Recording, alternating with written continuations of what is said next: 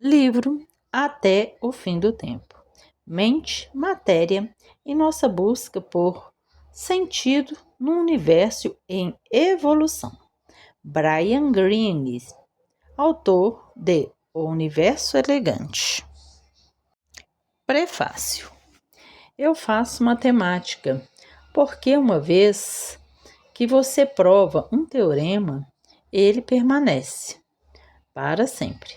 A afirmação simples e direta era surpreendentemente. Eu cursava o segundo ano da faculdade e havia mencionado a um amigo mais velho, que, durante anos, me ensinara sobre diversos campos da matemática, que estava escrevendo um artigo sobre motivação humana para uma disciplina de psicologia, na qual eu me matriculara. A resposta que ele me deu foi transformadora. Até então, eu não havia pensado na matemática em termos nem sequer remotamente parecidos. Para mim, a matemática era um jogo de precisão abstrata maravilhoso, jogado por uma comunidade muito peculiar, que se deliciava com piadas sobre raízes quadradas ou divisão por zero. No entanto, aquele comentário causou um estalo. Sim, eu pensei, esse é o romance da matemática. A criatividade, restringida pela lógica e por um conjunto de axiomas, dita o modo como as ideias podem ser manipuladas e combinadas para revelar verdades inabaláveis. Todo triângulo, retângulo, desenhado desde antes de Pitágoras e daqui até a eternidades, satisfaz o famoso teorema que leva o nome dele. Não há exceção. Claro, você pode mudar os pressupostos e acabar descobrindo novos domínios. A exemplo de triângulos desenhados sobre uma superfície curva, como o couro de uma bola de basquete, os quais podem fazer com que a conclusão de Pitágoras vá por água abaixo, mas basta corrigir suas hipóteses, conferir e testar o seu trabalho, e seu resultado já está pronto para ser esculpido em pedra. Não é preciso esclarecer o cume da montanha, tampouco vagar pelo deserto, nem descer de modo triunfal até os confins dos infernos. Você pode se sentar confortavelmente diante de uma escrivania e usar papel, lápis e uma mente perspicaz para criar alguma coisa atemporal. Esse ponto de vista abriu minhas perspectivas, a bem da verdade. Nunca havia me perguntado por que sentia uma atração tão profunda pela matemática e pela física. Solucionar problemas, aprender qual é a configuração do universo e de que modo ele é engrenado. Era isso que me cativava. Eu me convenci de que essas disciplinas me seduziam porque pairavam acima da natureza, impermeante do cotidiano. Por mais que minhas sensibilidades juvenis tornassem meu engajamento exagerado, de repente tive a certeza de que queria fazer parte de uma jornada rumo a descobertas e achados tão fundamentais que jamais se alterariam. Pouco importava a ascensão e a derrocada de governos. As vitórias e as derrotas do meu time na Liga Nacional de Beisebol, o esplendor e o acaso das lendas do cinema, da televisão e dos palcos. O que eu queria mesmo era passar minha vida vislumbrando algo transcendente. Enquanto isso, eu ainda tinha de escrever aquele artigo de psicologia. A tarefa era desenvolver uma teoria que explicasse por que nós, seres humanos, fazemos o que fazemos. Mas, assim que eu começava a escrever, o projeto parecia nebuloso demais. Se eu usasse uma linguagem adequada para expor ideias que parecessem minimamente razoáveis, talvez o texto meio que ganhasse forma. Conforme meus avanços, mencionei isso durante o jantar do meu dormitório. E um dos conselheiros residentes sugeriu que eu desse uma olhada em A Decadência do Ocidente, de Oswald Spengler, historiador e filósofo alemão. Spengler nutria um interesse permanente por matemática e ciências. Sem dúvida, a razão pela qual me havia recomendado sua leitura. Os aspectos responsáveis tanto pela fama quanto pelo escânio de que o livro era alvo, previsões de implosão política, uma adesão velada ao fascismo, são profundamente perturbadores e vêm, desde então, sendo usado para respaldar ideologias pérfidas. Mas eu estava focado demais na minha busca para me dar conta disso. Pelo contrário, fiquei intrigado com a visão de Spengler sobre um conjunto extenso de princípios que revelaria o papel fundamental de padrões ocultos em diferentes culturas, análogos àqueles articulados pelo cálculo e pela geometria euclidiana que transformaram a compreensão da física e da matemática. Spengler falava a minha língua. Era inspirador ler um texto de história que reverenciava essas disciplinas como um modelo para o progresso. Mas então topei com uma observação que me pegou de surpresa. O homem é o único ser que conhece a morte.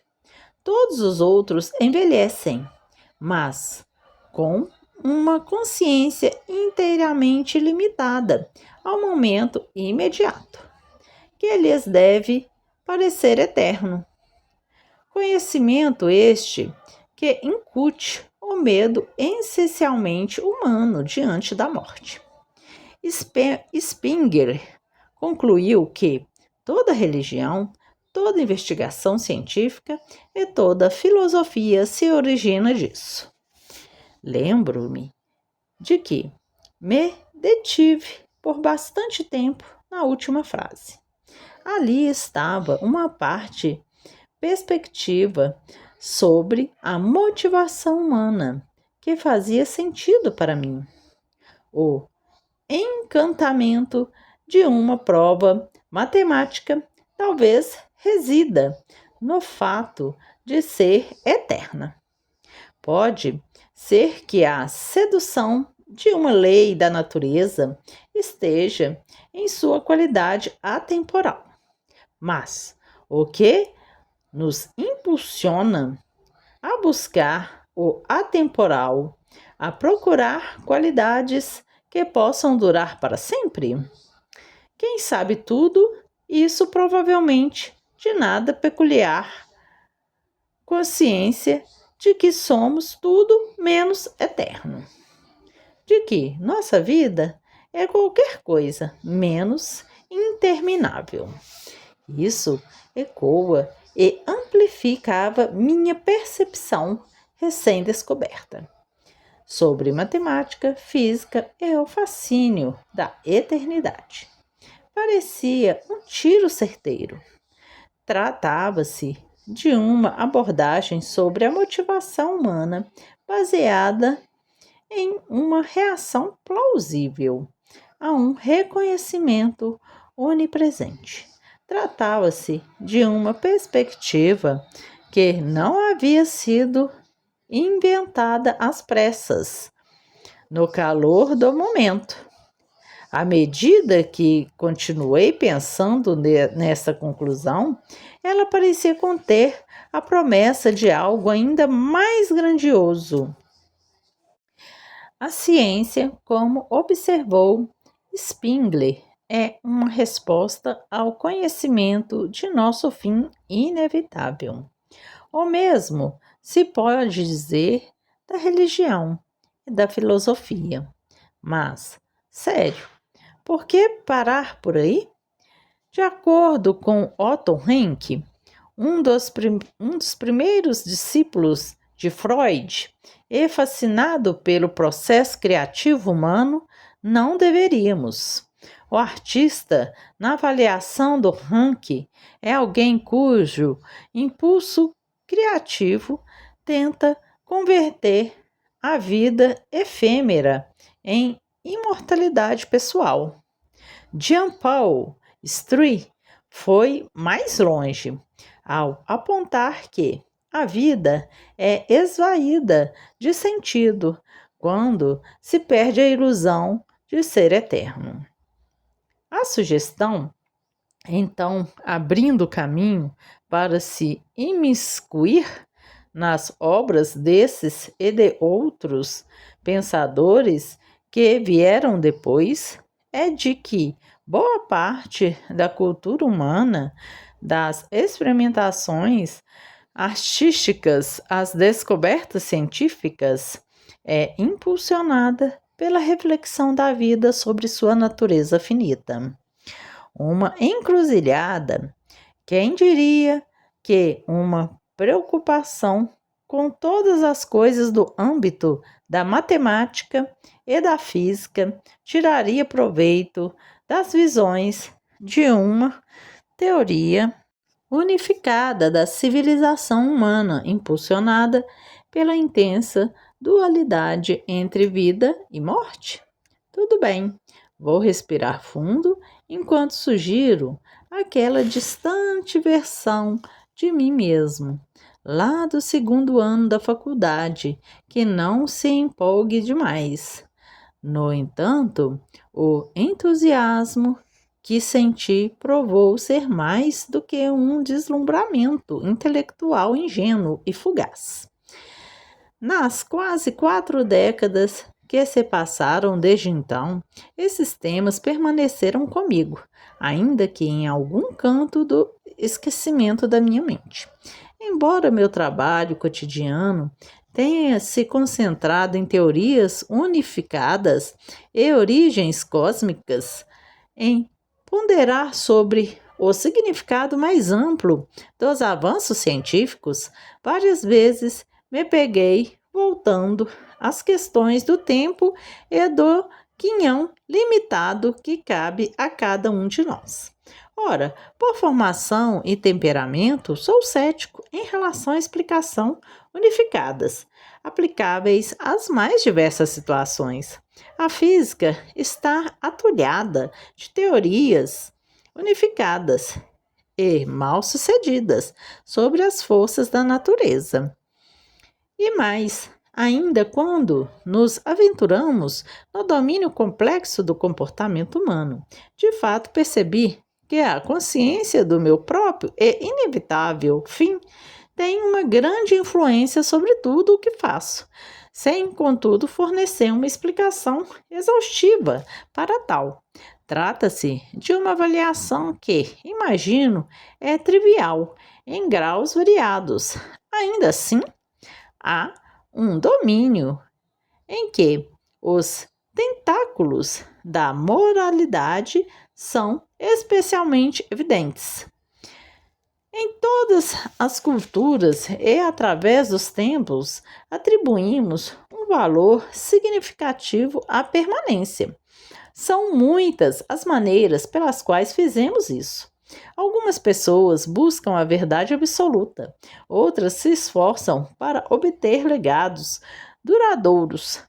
Algumas constroem monumentos formidáveis, outras se empenham no encalço de leis imutáveis, e outras ainda se dedicam com fervor a esta ou aquela versão do eterno.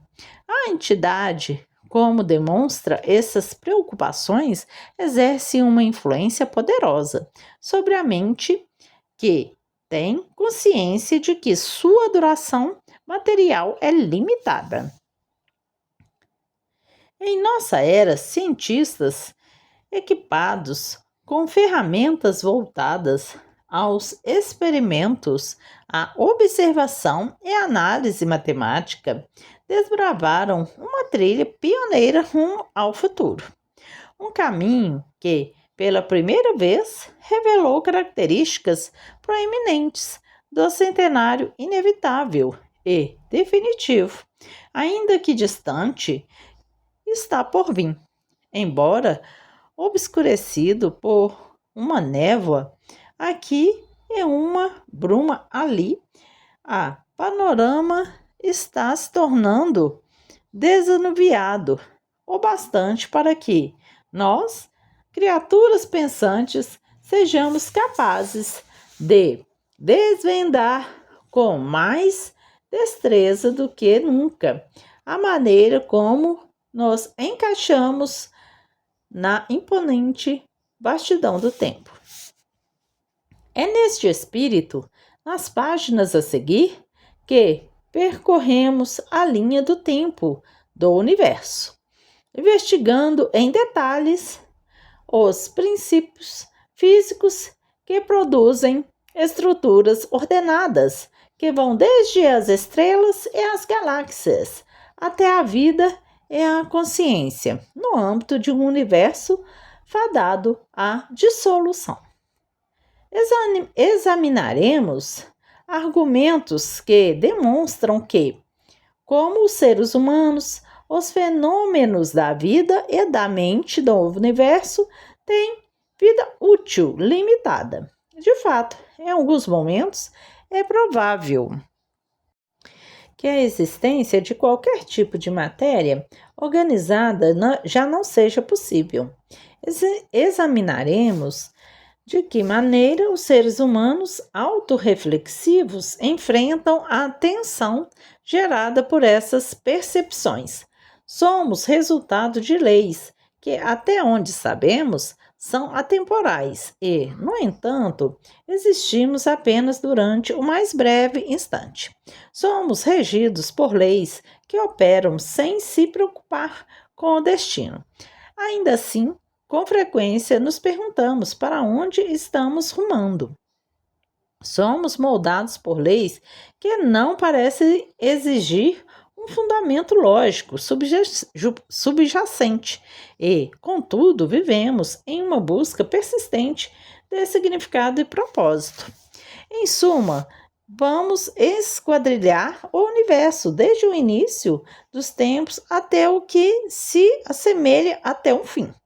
Ao longo dessa jornada, esmiuçaremos as maneiras deslumbrantes pelas quais mentes inquietas e inventivas iluminaram a transição teórica fundamental de tudo, e a ela responderam. Em nossa investigação, seremos guiados por descobertas e reflexões de várias disciplinas científicas. A partir de analogias e metáforas, explicarei todas as ideias necessárias em termos não técnicos, levando em conta apenas os fatos e as informações preliminares mais simples. Para conceitos especialmente complexos, fornecerei sínteses que permitirão ao leitor seguir em frente sem perder o rumo.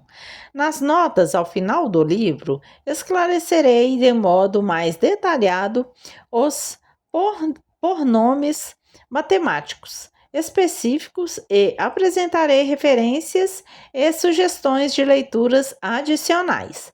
Como o assunto é vasto e nosso número de páginas limitado, decidi seguir uma rota estreita, comparada em vários momentos oportunos e críticos, com julgo essenciais para reconhecer nosso lugar dentro da história cosmológica mais ampla.